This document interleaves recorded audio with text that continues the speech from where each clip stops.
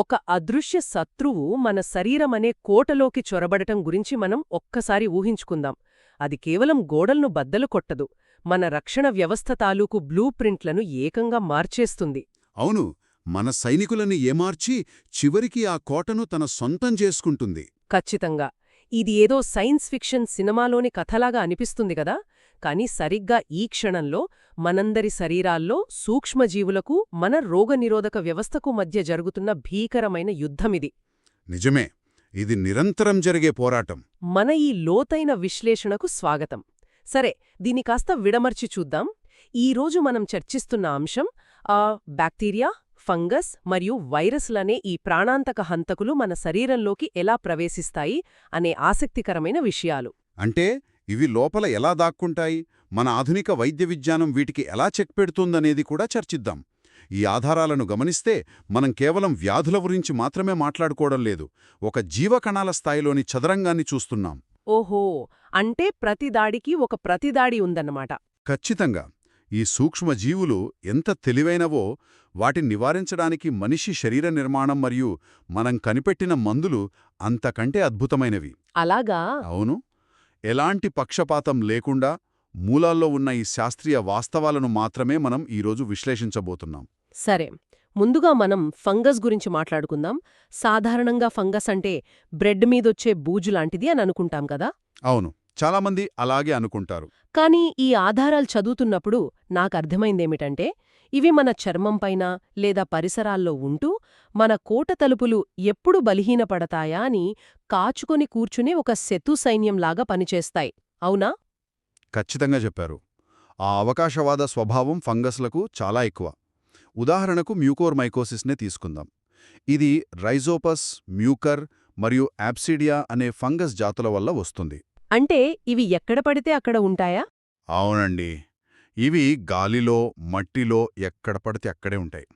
మన రోగనిరోధక శక్తి బలంగా ఉన్నంతవరకు ఇవి ఏమీ చేయలేవు. కానీ డయాబెటిస్ నియంత్రణలో లేని వారిలో లేదా రోగనిరోధక వ్యవస్థ బాగా క్షీణించిన వారిలో ఇవి దాడి చేస్తాయి. ఓహ్, ఎక్కడ దాడి చేస్తాయి ముఖ్యంగా? ఇవి ముక్కు మరియు కంటి చుట్టూ ఉండే పారానాసల్ సైనస్కు సోకుతాయి. అంటే ఎక్కడో ఒక చిన్న బలహీనత కనిపిస్తే చాలు ఇవి లోపలికి చొచ్చుకుపోతాయన్నమాట. అసలిది శరీరం లోపలే ఎలా పెరుగుతుంది? దీన్ని మైక్రోస్కోప్లో చూస్తే దీని భయంకరమైన రూపం అర్థమవుతుంది. ఇవి విశాలమైన నాన్ సెప్టేట్ హైఫేను కలిగి ఉంటాయి. నాన్ సెప్టేట్ హైఫే అంటే సాధారణ ఫంగస్ లాగా గొట్టాల మధ్య అడ్డుగోడలుండవన్నమాట. ఒక విశాలమైన ఖాళీ గొట్టంలాగా ఉంటాయి. పైగా ఇవి సరిగ్గా కుడికోణాల్లో అంటే రైట్ యాంగిల్స్లో శాఖలుగా విడిపోతూ చాలా వేగంగా కణజాలాన్ని ఆక్రమిస్తాయి. అబ్బా, వినడానికే భయంగా ఉంది. ఒక చెట్టు వేర్లు భవనం పునాదుల్లోకి చొచ్చుకుపోయి గోడలను ఎలా పగులుగొడతాయో ఇవి కూడా రక్తనాళాల్లోకి అలాగే చొచ్చుకుపోతాయి. మరి అంత వేగంగా చొచ్చుకుపోయే శత్రువును ఎదుర్కోవాలంటే మనకు అంతే బలమైన ఆయుధం కావాలి కదా. దాన్ని ఎలా ఆపుతాం? ఇక్కడే మన వైద్యరంగం ఒక అత్యంత శక్తివంతమైన మందును వాడుతుంది. అదే యాంఫోటెరిసిన్ బి. ఇది ఫంగస్ కణాల గోడలను నేరుగా పగులగొట్టి దాన్ని చంపేస్తుంది. హమ్మయ్యా, చాలా శక్తివంతమైన మందన్నమాట. అవును, కానీ ఇక్కడొక పెద్ద సమస్య ఉంది.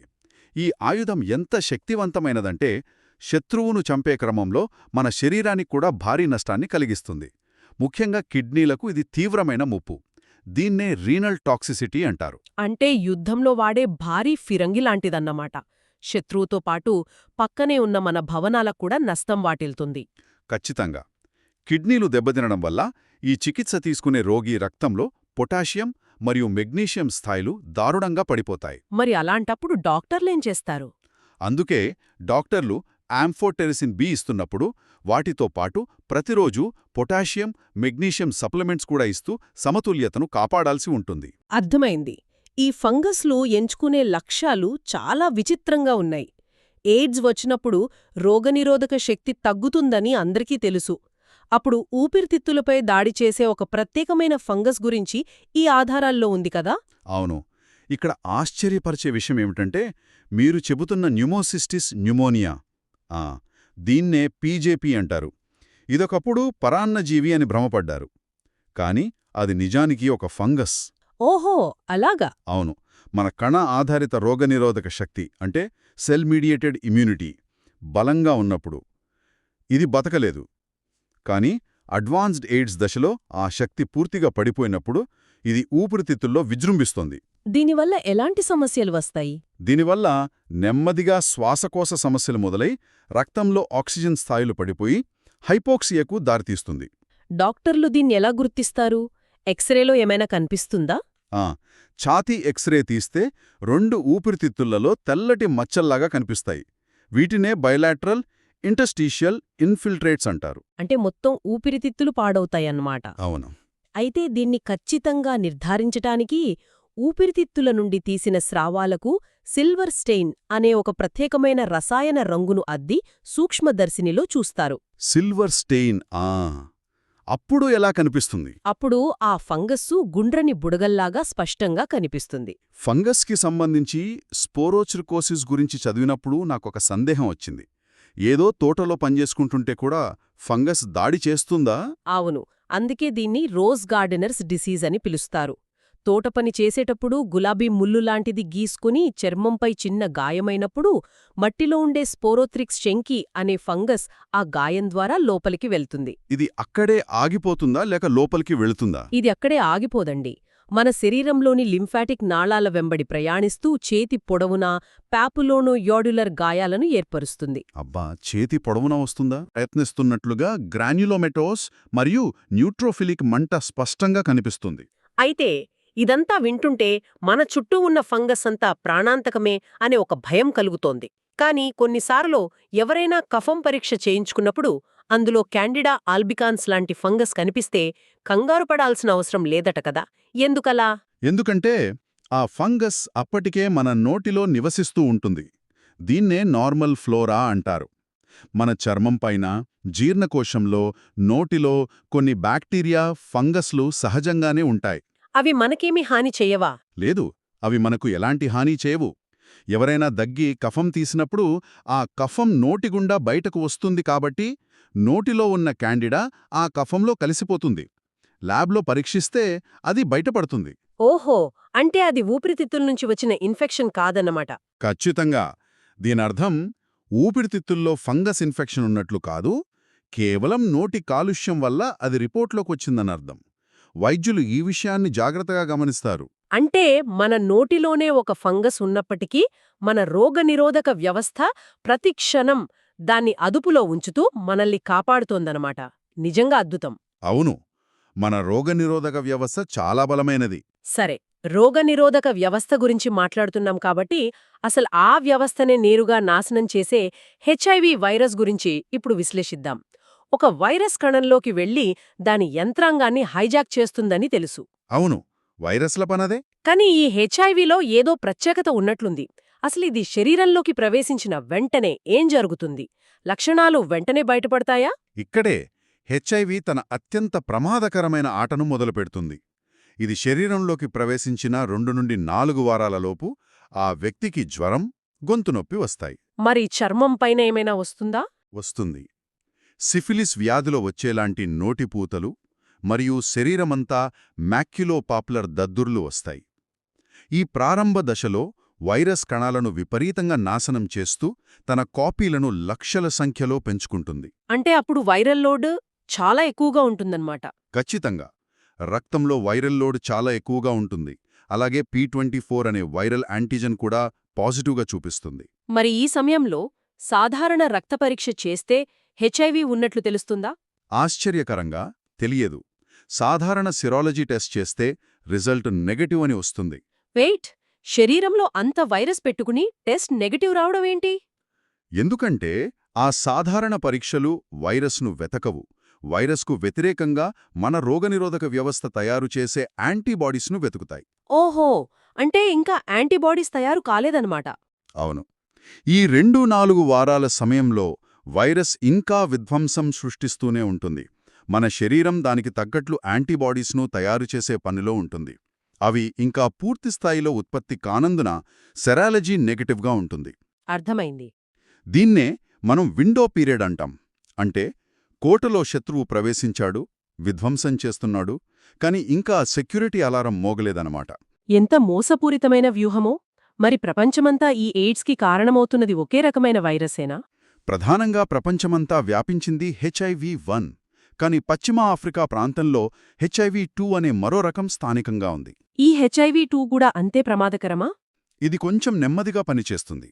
దీంట్లో వైరల్ లోడ్ తక్కువగా ఉంటుంది, వ్యాప్తి చెందే వేగం తక్కువ, మరియు ఇది ఒక మనిషిలో ఎయిడ్స్ దశకు చేరుకోవడానికి చాలా ఎక్కువ సమయం తీసుకుంటుంది. మరి దీన్ని ఎలా నిర్ధారిస్తారు? కొన్నిసార్లు వెస్టర్న్ బ్లాట్ లాంటి పరీక్షలు స్పష్టమైన ఫలితం ఇవ్వనప్పుడు ఇది HIV-1 లేక HIV-2 అని ఖచ్చితంగా నిర్ధారించడానికి HIV-1 లేదా HIV-2 ఇమ్యూనో డిఫరెన్షియేషన్ అస్సే అనే ఒక ప్రత్యేక పరీక్షను వాడుతారు. సరే, ఇది లోపలికి వచ్చే విధానం చూద్దాం. ఇది నేరుగా కణం లోపలికి ఎలా దూరిపోతుంది? దానికి ఏదైనా తాళం చెవి లాంటిదుంటుందా? దానికి ఖచ్చితంగా ఒక పాస్వర్డ్ కావాలి. HIV మన రోగనిరోధక కణాలైన CD4 కణాలను లక్ష్యంగా చేసుకుంటుంది. కానీ కేవలం ఆ CD4 రిసెప్టర్ పట్టుకుంటే సరిపోదు. మరింకేం కావాలి? దానికి తోడు మరో అదనపు తాళం కూడా కావాలి. దాన్నే కోరిసెప్టర్ అంటారు. ఉదాహరణకు R5 జాతికి చెందిన HIV వైరస్లు CD4తో పాటు కణం పైనున్న CCR5 అనే రిసెప్టర్ను వాడుకుని లోపలికి ప్రవేశిస్తాయి. ఓకే, మరి దీన్ని ఆపడానికి మన దగ్గర మందులున్నాయా? ఉన్నాయి. ఇక్కడ మనం కనిపెట్టిన అద్భుతమైన మందు మారావీరోక్. ఇది నేరుగా ఆ CCR5 రిసెప్టర్కి అతుక్కుని దాన్ని బ్లాక్ చేస్తుంది. దాంతో వైరస్ కణం బయటే ఉండిపోతుంది. అద్భుతం. అంటే తాళం రంధ్రంలో మనం వేరే ఏదో ఇరికించేస్తున్నాం కాబట్టి దొంగతాళం పనిచేయదు. ఖచ్చితంగా. కానీ ఇక్కడే HIV మరో ఎత్తువేస్తుంది. X4 అనే మరో జాతి వైరస్లుంటాయి. అవి ఈ CCR5ని అసలు వాడవు. మరి దేన్ని వాడతాయి?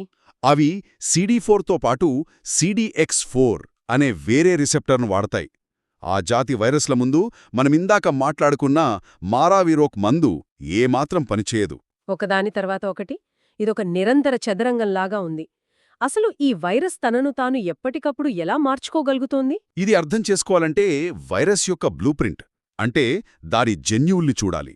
దీనికి ప్రధానంగా గ్యాగ్, పోల్ మరియు NV అనే 3 జన్యువులుంటాయి. ఈ జన్యువులు ఏం చేస్తాయి? ఇందులో NV జన్యువు అనేది ఒక పాలీప్రోటీన్ అయిన GP160ని తయారుచేస్తుంది. HIVకి సంబంధించిన ప్రోటీన్లలో ఇది ఒక్కటే గ్లైకోసిలేట్ చేయబడుతుంది. ఆ తర్వాత అదేమవుతుంది? ఆ తర్వాత ఇది గోల్గి అపారటస్లోకి వెళ్లి GP120 మరియు GP41 అనే 2 ముక్కలుగా విడిపోయి వైరస్ యొక్క బయటి కవచంగా మారుతుంది. లేక వదిలేస్తాయి. మరి పాల్ జన్యు సంగతేంటి? ఇకపోతే రెండవ జన్యువు పాల్. మనం వాడే యాంటీరెట్రోవైరల్ మందులు పనిచేయకుండా పోవడానికి కారణం ఈ పాల్ జన్యులో వచ్చే మార్పులే. దానివల్ల వైరస్కు మందులను తట్టుకునే నిరోధకత వచ్చేస్తుంది. ఇది వింటుంటే ఈ వైరస్ను ఆపటం అసాధ్యమనిపిస్తోంది. కానీ మన దగ్గర కూడా యాంటీరెట్రోవైరల్ థెరపీ అదే ART అనే శక్తివంతమైన ఆయుధాల సముదాయం ఉంది గదా? ఖచ్చితంగా ఉంది. అవి చాలా బాగా పనిచేస్తాయి. ఈ మందులు అసలు ఎలా పనిచేస్తాయి? ఉదాహరణకు జిడోవుడిన్ అనే మందు గురించి విన్నాను. ఇది ఎలా అడ్డుకుంటుంది? ఈ జిడోవుడిన్ పనితీరు నిజంగా ఒక సైన్స్ అద్భుతం. దీన్ని NRTIs అనే రకానికి చెందిన మందు అంటారు. వైరస్ మన కణంలోకి వచ్చాక తన DNAను పెంచుకోవడానికి కణంలోని ముడి పదార్థాలను వాడుకుంటుంది. అంటే మన కణాలనే వాడుకుంటుందా? అవును. ఒక రైలు డబ్బాల వెనుక మరో డబ్బాను తగిలించి రైలును పొడిగించినట్లు DNA మొక్కలను కలుపుతూ పోతుంది. అలా కొత్త డబ్బాను తగిలించాలంటే ముందున్న డబ్బా వెనుక 3-హైడ్రాక్సిల్ గ్రూప్ అనే ఒక కొక్కెం లాంటి నిర్మాణం ఉండాలి. సరే, అయితే ఈ మందు ఆ కొక్కెంను ఇరగ్గొడుతుందా? అంతకంటే తెలివైన పని చేస్తుంది. జిడోవుడిన్ అనేది చూడ్డానికి సరిగ్గా వైరస్కు కావలసిన DNA ముక్కలాగే ఉంటుంది, కానీ దానికి ఆ 3-హైడ్రాక్సిల్ గ్రూప్ అనే కొక్కెం ఉండదు. అంటే అదొక నకిలీ ముక్క అన్నమాట. ఖచ్చితంగా. వైరస్ పొరపాటున ఇది నిజమైన డబ్బాయే అనుకుని తన చైన్కి తగిలించుకుంటుంది. అంతే. దానికి వెనకాల కొక్కెం లేదు కాబట్టి తర్వాత ముక్కలు వచ్చి అతుక్కోలేవు. అక్కడితో ఆ DNA నిర్మాణం ఆగిపోతుంది. దీన్నే చైన్ టెర్మినేషన్ అంటారు. అద్భుతం. అంటే మనం వైరస్కు ఒక నకిలీ పజిల్ ముక్కను ఇస్తున్నామన్నమాట. దాంతో ఆట ఆగిపోతుంది. ఖచ్చితంగా. ఈ విధానం ఎంత సమర్థవంతంగా పనిచేస్తుందంటే గర్భిణీ స్త్రీలలో ఈ ART మందులు వాడటం వల్ల తల్లి నుండి బిడ్డకు HIV సంక్రమించే ప్రమాదాన్ని కేవలం 1-2% మనం తగ్గించగలిగాం. ఒక తరం మొత్తాన్ని మనం కాపాడగలుగుతున్నామన్నమాట. చాలా గొప్ప విషయం. కానీ ఈ మందులు కూడా మన శరీర కణాలపై కొంత ప్రభావం చూపిస్తాయి కదా? టెనోఫోవిర్ అనే మరో మందు కిడ్నీలను డ్యామేజ్ చేస్తుందని చదివాను. అవును, మీరన్నది నిజమే. టెనోఫోవేర్ కిడ్నీలోని ప్రాక్సిమల్ ట్యూబ్యూల్ అనే భాగాన్ని దెబ్బతీస్తుంది. గ్లోమెరులస్ కూడా పాడవుతుందా? లేదు, మన కిడ్నీలో రక్తాన్ని వడపోసే గ్లోమరులస్ సాధారణంగానే ఉంటుంది. కాని వడపోసిన తర్వాత అవసరమైన పోషకాలను తిరిగి శరీరంలోకి పీల్చుకునే ప్రాక్సిమల్ ట్యూబ్యూల్ దెబ్బతింటుంది. దీనివల్ల ఎలాంటి నష్టం జరుగుతుంది? దీనివల్ల శరీరానికి అత్యవసరమైన ఫాస్ఫరస్, గ్లూకోజ్ మరియు ప్రోటీన్లు మూత్రం ద్వారా బయటకు పోతాయి. అర్థమైంది. సరే, అయితే వైరస్ ఫ్యాక్టరీలో ముడిసరుకును ఆపడం చూశాం. ఫ్యాక్టరీలో వేరే దశలను కూడా ఈ మందులు టార్గెట్ చేస్తాయా? అవును, ఖచ్చితంగా. ఉదాహరణకు ప్రోటీయేజ్ ఇన్హిబిటర్స్ తీసుకుందాం. వైరస్ తన ప్రోటీన్లను ఒక పొడవైన ముక్కగా తయారు చేసుకుంటుంది. దాన్ని కత్తిరించి చిన్న ముక్కలుగా చేసి అప్పుడు ప్యాక్ చేసి కొత్త వైరస్ను బయటకు పంపుతుంది. ఈ మందులా కత్తిరించడాన్ని ఆపుతాయా? అవును, ఆ కత్తిరించే ఎంజైమ్నే ఈ మందులు బ్లాక్ చేస్తాయి. దాంతో వైరస్ కణాలు ప్యాకింగ్ అవలాక లోపలే ఉండిపోతాయి. మరి దీని సైడ్ ఎఫెక్ట్స్ ఏంటి? వీటివల్ల రక్తంలో చక్కెర స్థాయిలు పెరగటం, అలాగే లైపోడిస్ట్రోఫీ అంటే శరీరంలో కొవ్వు ఒకచోట చేరి మరోచోట కరిగిపోవటం లాంటి సైడ్ ఎఫెక్ట్స్ వస్తాయి. అంతేకాదు, ఇవి కాలేయంలోని సైటోక్రోమ్ P450 అనే వ్యవస్థను నిరోధించటం వల్ల వేరే మందులతో కలిసినప్పుడు తీవ్రమైన రియాక్షన్స్ వచ్చే ప్రమాదముంది. వైరస్ తన డిఎన్ఏని మన డిఎన్ఏతో కలిపేయకుండా ఆపొచ్చంటారు కదా, అదెలా? దానికి ఇంటిగ్రేజ్ ఇన్హిబిటర్స్ వాడతారు. ఉదాహరణకు రాల్టిగ్రావిర్. వైరస్ తన డిఎన్ఏని మన కణాల క్రోమోజోమ్స్తో కలపటాన్ని ఇది అడ్డుకుంటుంది. దాంతో వైరల్ ఎంఆర్ఎన్ఏ తయారీ ఆగిపోతుంది. అసలు కణంతో కలవకుండా ఆపే మందులు కూడా ఉన్నాయా? ఉన్నాయి. ఎన్ఫ్యూవిర్టైడ్ అనే ఫ్యూజన్ ఇన్హిబిటర్ ఉంది. ఇది నేరుగా GP41 ప్రోటీన్కి అతుక్కుని అసలు వైరస్ మన కణంతో కలవకుండానే ఆపేస్తుంది. అబాకవేర్ అనే మందు ఇవ్వడానికి ముందు పేషెంట్లకు ఒక జన్యు పరీక్ష ఎందుకు చేస్తారు? ఎందుకంటే అబాకవిర్ వాడినప్పుడు సుమారు 2 నుండి 8% మందిలో తీవ్రమైన హైపర్ సెన్సిటివిటీ అంటే అలర్జీ వస్తుంది. దీనికి కారణం ఆ వ్యక్తుల జన్యువుల్లో ఉండే HLA-B*57.01 అనే ఒక నిర్దిష్ట అలెల్. ఓహో, ఆ జన్యు ఉంటే ప్రమాదమా? అవును, ఈ జన్యు ఉన్నవారిలోనే ఆ ప్రమాదకరమైన రియాక్షన్ వస్తుంది కాబట్టి ముందే పరీక్ష చేసి నిర్ధారిస్తారు. దీన్ని బట్టి చూస్తే ఈ మందులన్నీ కలిసి ఒక మల్టీలెవెల్ సెక్యూరిటీ సిస్టంలాగా ఎలా పనిచేస్తున్నాయో మనకు అర్థమవుతోంది. ఖచ్చితంగా. ఇంకో ముఖ్యమైన విషయం, HIV వల్ల CD4 కౌంట్ 200 కన్నా పడిపోతే మనం ముందుగా మాట్లాడుకున్న PJP ఫంగస్ దాడి చేసే అవకాశం ఉంది కాబట్టి అది రాకుండా ముందే TMP, SMX లాంటి మందులను డాక్టర్లు ఇస్తారు. దీన్ని మనం విస్తృత కోణంలో చూస్తే వైరస్ లోపలికి రావడం, కాపీ కొట్టడం, మన డిఎన్ఏతో కలవడం, ప్యాకింగ్ కావడం, ఇలా ప్రతి దశలోనూ దాన్ని ఆపడానికి మనిషి ఒక వ్యూహాన్ని కనిపెట్టాడు. ఇది నమ్మశక్యం కాని వైద్య పురోగతి. నిజమే, ఇది చాలా గొప్ప విజయం. అయితే ఇదంతా బావుంది కానీ HIV లాగా భారీ విధ్వంసం సృష్టించకుండా లోపలికి వచ్చి సైలెంట్గా దాడి చేసే ఇతర బ్యాక్టీరియాలు, వైరస్ల సంగతేంటి? అంటే లైంగికంగా సంక్రమించే వ్యాధుల విషయంలో ఈ సూక్ష్మజీవులు సైలెంట్ స్ప్రెడర్స్గా ఎలా మారుతాయి? ఉదాహరణకు గొనోరియా తీసుకుందాం. నైసేరియా గొనోరియే అనేది చాలా మోసపూరితమైన బ్యాక్టీరియా. కండోమ్స్ వాడటం ద్వారా దీని వ్యాప్తిని చాలా వరకు అడ్డుకోవచ్చు. కానీ సమస్య ఎక్కడొస్తుందంటే ఇది సోకిన చాలామందిలో కనీస లక్షణాలు కూడా బయటపడవు. లక్షణాలు లేకుండా ఉంటే ప్రమాదం కదా? అవును, ఇలా ఎలాంటి లక్షణాలు లేకుండా ఉండటం వల్లే బ్యాక్టీరియా మెల్లగా రక్తంలో కలిసిపోయి డిస్సెమినేటెడ్ గొనోకాకట్ ఇన్ఫెక్షన్కు దారితీస్తుంది. అప్పుడేం జరుగుతుంది? అప్పుడు జాయింట్లలో విపరీతమైన నొప్పి వస్తోంది. దీన్నే పాలీఆర్థ్రాల్జియా అంటారు. కండరాల చుట్టూ మంట మరియు కీళ్లలో చీములాంటి ప్రమాదకరమైన పరిస్థితులు ఏర్పడతాయి. మరిది మన రోగనిరోధక వ్యవస్థ కళ్ళుగప్పి కణాలకు ఎలా అతుక్కుంటుంది? దానికి వ్యాక్సిన్ ఎందుకు కనుకోలేకపోయాం? గొనోరియా బ్యాక్టీరియా ఉపరితలంపై పిలి అనే వెంట్రుకల లాంటి నిర్మాణాలుంటాయి. వాటి సాయంతో అది మన మ్యూకస్ పొరలకు గట్టిగా అత్తుకుంటుంది. ఇక్కడే దీని తెలివితేటలు బయటపడతాయి. అంటే అది తన ఆకారాన్ని మార్చుకుంటుందా? అవును, యాంటీజెనిక్ వేరియేషన్ అనే ప్రక్రియ ద్వారా ఇది ఆ పిలి ప్రోటీన్ల నిర్మాణాన్ని ఎప్పటికప్పుడు మార్చేసుకుంటోంది. అంటే మన యాంటీబాడీస్ వచ్చి పట్టుకునే లోపే అది తన ఆకారాన్ని మార్చుకుంటోంది. ఈ వేగవంతమైన మార్పుల వల్ల దానికొక శాశ్వతమైన వ్యాక్సిన్ కనుక్కోవడం కష్టమైంది. మన మ్యూకస్ పొరల్లో సెక్రెటరీ ఐజీఏ అనే యాంటీబాడీస్ రక్షణగా ఉంటాయి కదా, అవి ఈ బ్యాక్టీరియాను ఎందుకు ఆపలేవు? ఎందుకంటే ఈ బ్యాక్టీరియా ఆ రక్షకభటుల ఆయుధాలనే విరిచేస్తుంది. గొనోరియా ఐజీఏ ప్రోటీయేజ్ అనే ఒక ప్రత్యేక ఎంజైమ్ను ఉత్పత్తి చేస్తుంది. ఈ ఎంజైమ్ ఒక కత్తెర లాంటిది. కత్తెరలాగా కత్తిరిస్తుందా? అవును, మన ఐజీఏ యాంటీబాడీ మధ్యలో వంగే ప్రదేశం ఉంటుంది. దాన్ని హింజ్ రీజియన్ అంటారు. సరిగ్గా ఆ పాయింట్ దగ్గరే ఈ ఎంజైమ్ యాంటీబాడీని కత్తిరించేస్తుంది. దాంతో ఆ యాంటీబాడీ నిర్వీర్యమైపోతుంది. వినడానికే చాలా ఆశ్చర్యంగా ఉంది. ఆశ్చర్యకరమైన విషయమేంటంటే మెనింజైటిస్ కలిగించే ఎన్ మెనింజైటిస్, న్యూమోనియా కలిగించే ఎస్ న్యూమోనియే మరియు హెచ్ ఇన్ఫ్లుయెంజా లాంటి బ్యాక్టీరియాలు కూడా ఖచ్చితంగా ఇదే ఎంజైమ్ను వాడి మన రోగనిరోధక వ్యవస్థను ఏమారుస్తాయి. నిజంగా భయంకరం. మరి క్లమిడియా కూడా ఇలాగే దాడి చేస్తుందా? మూత్ర పరీక్షలో బ్యాక్టీరియా కనిపించకపోయినా ఇన్ఫెక్షన్ ఉంటుందని ఈ ఆధారాలు చెబుతున్నాయి. ఎలా? అవును, దీన్ని స్టెరైల్ ప్యూరియా అంటారు. క్లమిడియా వల్ల పురుషుల్లో ఎపిడిడైమిటిస్ వచ్చినప్పుడు మూత్ర పరీక్ష చేస్తే అందులో తెల్ల రక్త కణాలు కనిపిస్తాయి. అంటే లోపల ఏదో పోరాటం జరుగుతోందని అర్థం. కానీ బ్యాక్టీరియా కనిపించదా? లేదు, సాధారణ గ్రామ్ స్టెయిన్లో ఆ బ్యాక్టీరియా కంటికి కనిపించదు, కల్చర్లో పెరగదు. ఎందుకంటే క్లమిడియా అనేది కణాల లోపల మాత్రమే జీవించగల పరాన్నజీవి. అది నా కణాల లోపల దాక్కుంటుంది. ఓహో, అందుకే దొరకదన్నమాట. పైగా దాని కణకవచంలో పెప్టిడోగ్లైకాన్ చాలా తక్కువగా ఉంటుంది కాబట్టి సాధారణ రంగులు దానికి అంటుకోవు.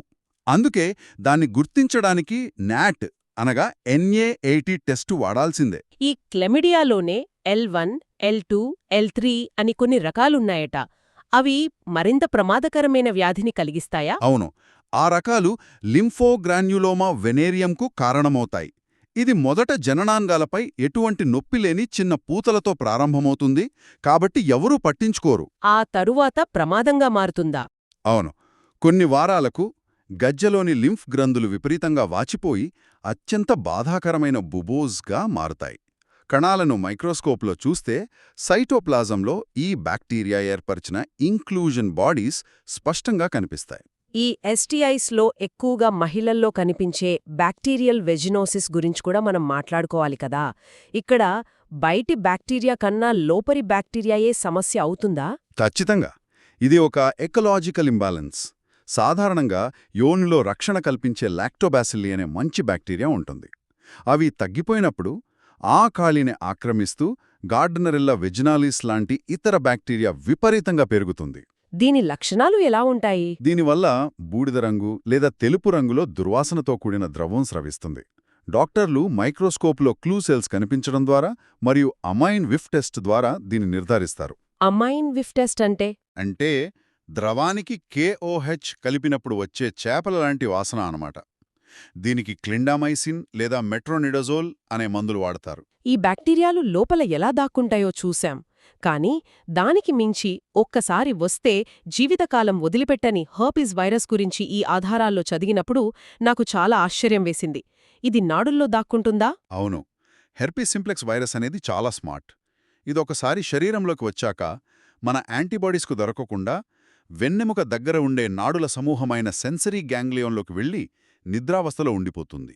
దీన్నే లాటెన్సీ అంటారా? ఖచ్చితంగా. ముఖ్యంగా HSV2 అనేది జననాంగాలపై బాధాకరమైన పూతలను కలిగిస్తుంది. రోగనిరోధక శక్తి కాస్త తగ్గినా లేదా ఒత్తిడి పెరిగినా ఇది మళ్లీ మళ్లీ యాక్టివ్ అవుతూనే ఉంటుంది. దీన్ని ఎలా నిర్ధారిస్తారు? పిల్లల్లో వచ్చే హర్పిస్కి దీనికి తేడా ఉందా? ఈ వైరస్ను గుర్తించడానికి పాత పద్ధతిలో జాంక్ స్మియర్ వాడేవారు.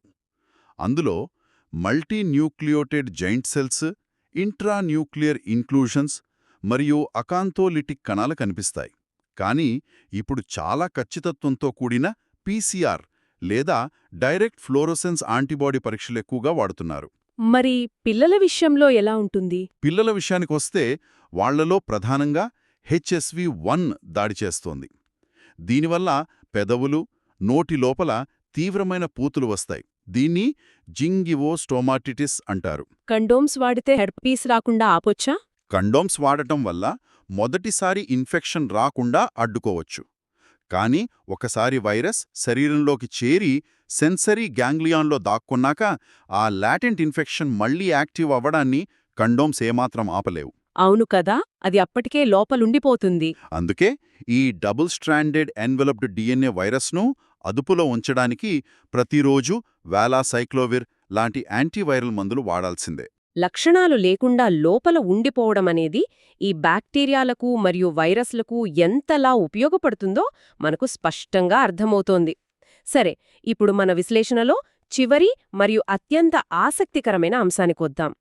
కొన్ని వైరస్లు కేవలం ఇన్ఫెక్షన్ కలుగజేసి వదిలిపెట్టవు. అవును, అవి ఏకంగా క్యాన్సర్కు దారితీస్తాయి కదా. అదే ఆశ్చర్యం. అవి ఏకంగా మన కణాల డిఎన్ఏనే మార్చేసి క్యాన్సర్కు దారితీస్తాయి. ఒక చిన్న వైరస్ ఏకంగా క్యాన్సర్కు ఎలా పునాది వేస్తుంది? మీరు ఖచ్చితంగా హెచ్పివి మరియు హెపటైటిస్ బి గురించి అడుగుతున్నారని నాకు తెలుసు.